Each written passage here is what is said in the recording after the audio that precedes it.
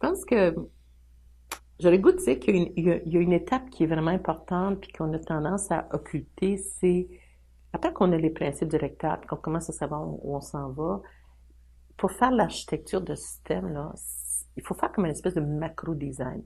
Et ça, c'est une période qui est extrêmement difficile. Et le piège, si on fait pas ça, on va probablement retomber dans une approche qui ne sera plus programme, parce qu'on va recommencer à faire des petits silos côte à côte. Il y a comme un piège là, qui est important, puis il faut essayer de trouver une architecture qui soit globale et qui soit vraiment orientée vers le développement des compétences. Puis c'est ça que, d'après moi, qui est la partie la plus difficile. Ça, là, c'est épeurant, c'est difficile, c'est énergivore, vraiment pas facile de passer par là.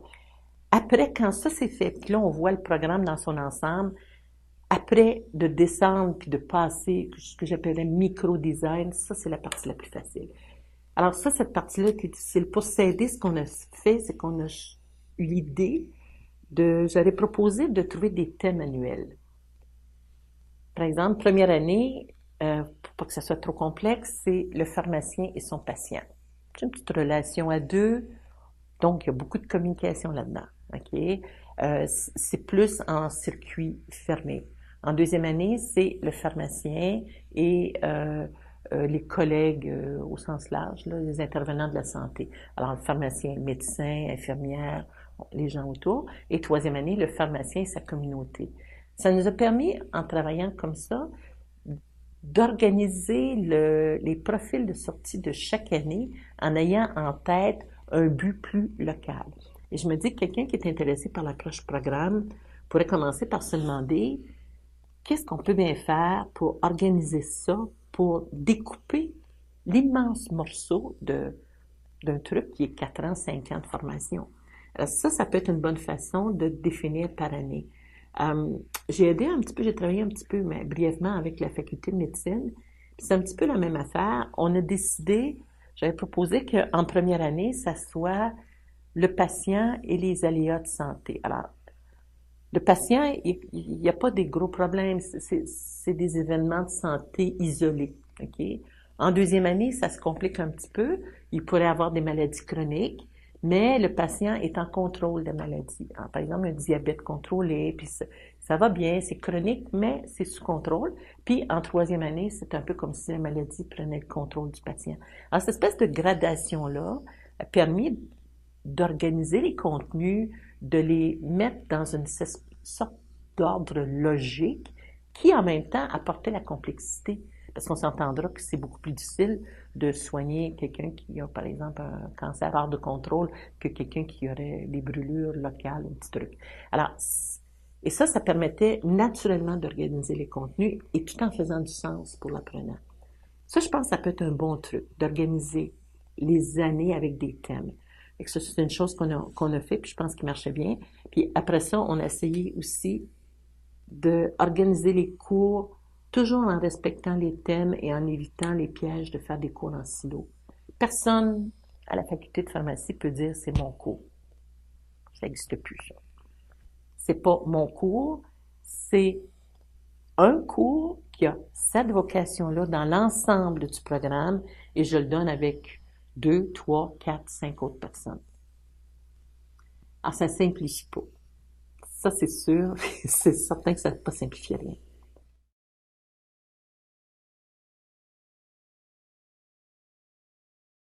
Au macro-design, qu'est-ce qu'on pourrait faire pour que tout ça fasse du sens? Euh, on était préoccupé, c'est sûr, par la compétence 7 qui est prodiguer des soins pharmaceutiques. Puis elle, on savait qu'elle devait être au cœur du programme, c'est sûr. Puis on avait décidé de lui consacrer à peu près 64 crédits, ce qui n'était pas rien. Alors, ça fait, je sais pas, 15-16 cours, je sais plus. Mais on a étendu ça tout le long euh, du doctorat pour s'assurer qu'on avait des cours de soins à chaque année, tout le temps, qui progressaient en complexité aussi et qui progressaient, par exemple, en dernière année, les cours d'oncologie, ben c'est sûr que ça va en troisième année, là, parce que ça prend de la maturité, ça prend beaucoup de communication avec les professionnels de la santé, c'est vraiment de complexité assez élevé. Donc, c'est sûr que ça allait en troisième année. Fait qu'il y a des choses qui étaient assez naturelles, d'autres qu'il fallait comme questionner toujours, là. Mais il y avait au-dessus de ça, c'est 64 crédits, mais il y en a quand même 164. Fait que ça veut dire qu'il y a un 100 autres crédits, là, qu'il fallait organiser. Fait que je pense que d'avoir des thèmes annuels, c'est une bonne façon. Puis ensuite, essayer de créer des cours, mais qui s'adressent, je dirais, tu sais, quand j'étudiais la chimie, on avait un cours de chimie organique. Tu sais, c'était de la chimie organique, puis c'était simple, puis c'était balisé, ça allait là-dedans. Chimie organique numéro 1, puis c'était ça. Maintenant, je regarde la faculté de pharmacie, mais le cours de soins pharmaceutiques qui traite de, je sais pas moi, d'immunologie, il y a de la chimie organique là-dedans. Il y a de la pharmacothérapie, de la pharmacocinétique. Alors, dans ce cours-là maintenant, ce n'est plus un cours matière. C'est un cours qui a un but de soins pharmaceutiques en immunologie et viennent se greffer probablement 6 ou 7 disciplines. Et c'est là qu'est la complexité. C'est que si je veux faire des soins pharmaceutiques en immuno, j'ai besoin là, de 6-7 disciplines pour y arriver. Et ça, c'est complexe à faire. C'est difficile pour les profs, c'est coûteux, c'est lourd. Par contre, pour les étudiants, c'est extraordinaire parce que il faut comprendre que le gain est là. Pour les étudiants, ils font, dans une même période, mettons un 3 crédits ou un 4 crédits en immuno, et là, toutes les disciplines autour de l'immuno viennent se greffer. Ça veut dire que quand lui va pratiquer, puis il va rencontrer un patient qui a une allergie, il va avoir appris toutes les disciplines ensemble, propres à l'immuno. Fait que ça va être immédiatement disponible pour soigner le patient. Jadis, ce qu'on faisait, c'est que ces 7 disciplines-là étaient dans 7 cours différents. Alors, si j'avais un patient d'immuno, il fallait que j'aille chercher un petit morceau dans chaque cours. Mais maintenant, c'est pas construit comme ça. Je pense que ce qu'il faut vraiment pas oublier dans une approche programme, c'est de se demander, dans un contexte de pratique, où est-ce qu'on va aller quand on va être en pratique en train de, par exemple, dans ce cas-ci, soigner un patient, ça va être quoi le bagage qu'on va avoir besoin pour faire ça? Et là, le bagage, ben oui, c'est de la pharmacothérapie, de la pharmacocinétique, de la pharmacodynamique, de la galénique, de la chimie organique. On met tout ça ensemble, on crée son bagage, on met le bagage dans ce cours-là, puis on dit, voici, ça, c'est ton bagage immuno. Puis on va te faire un petit bagage onco, puis on va te faire un bagage cardio. Bon. On l'a organisé comme ça. Mais c'est intéressant de penser que le médecin ne pourra pas faire ça. Puis j'ai discuté avec des gens en médecine.